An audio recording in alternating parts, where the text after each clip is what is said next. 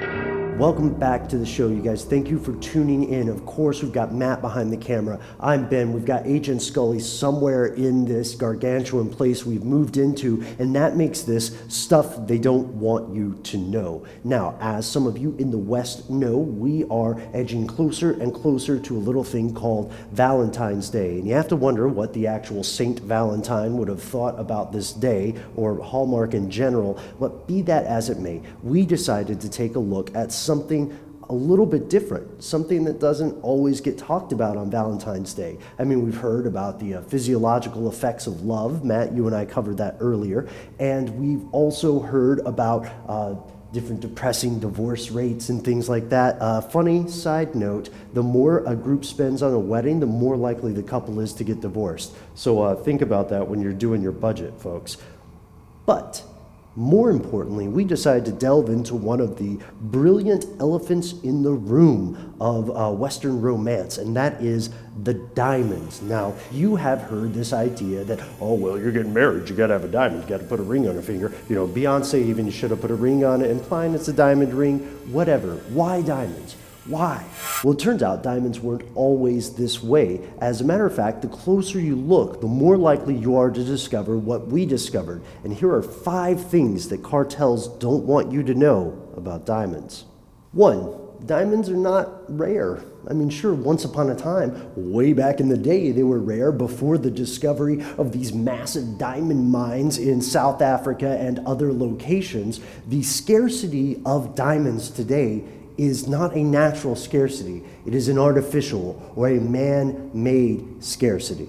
As gem material in general goes, right, counting sapphires, emeralds, all that jazz, diamonds are actually pretty common. I mean, think about it. There's a reason that 75% of US households and people who get married have a diamond ring, because that material is easily available. Now, the people who control the vast majority of the world's diamond supply are a cartel named De Beers, and they control the majority of what's called the diamond rough market. These would be uncut diamonds, and they have so many uncut diamonds just sitting around in warehouses in London or whatever, because if they put them all on the market, then people would realize the emperor has no clothes, and it would flood the market, decreasing the value of every single diamond on the planet. So smart thinking, but ethical? 2, diamonds can be artificially created. And I'm not talking about some, cubic zirconia, obviously fake wannabe diamond. I'm talking about real diamonds. Furthermore, the technology used, the thing called chemical vapor deposition, allows scientists to make diamonds with a higher uniformity than you would normally find in a natural diamond. These things are indistinguishable from the diamonds that you dig out of the ground. Number 3, in the West, most of the cultural traditions about diamonds don't come from, centuries of folklore or whatever. No, they come from advertising. In particular, one advertising firm called N.W. Ayers. You see, De Beers had a problem when they began marketing diamonds. It's that diamonds were seen as this luxury for only the super rich, right? But what N.W. Ayers did, which was similar to the stuff Edward Bernays did, is they said, well, let's research how people feel about diamonds and then change their perception and their behavior. And this is why a diamond became not only a symbol of marriage, but also the only acceptable one for quite a while. This is why diamonds were considered heirlooms and not easily resold, which would again mess with the market value, remember? And this is why, even today, you will hear the tagline, "Diamonds are forever."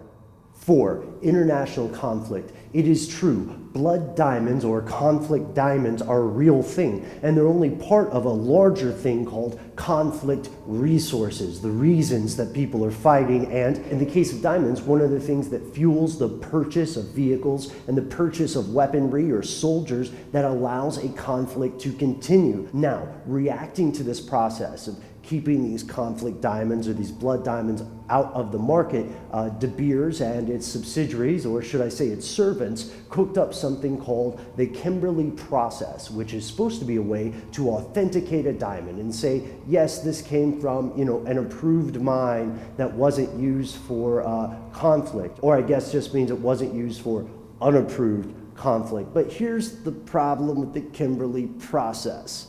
It depends upon honesty. It involves paperwork. In a notoriously corrupt market, in notoriously corrupt countries, can we really trust the governance or the bureaucracy to not take a bribe to launder some diamonds? Spoiler alert, the answer is no, we cannot.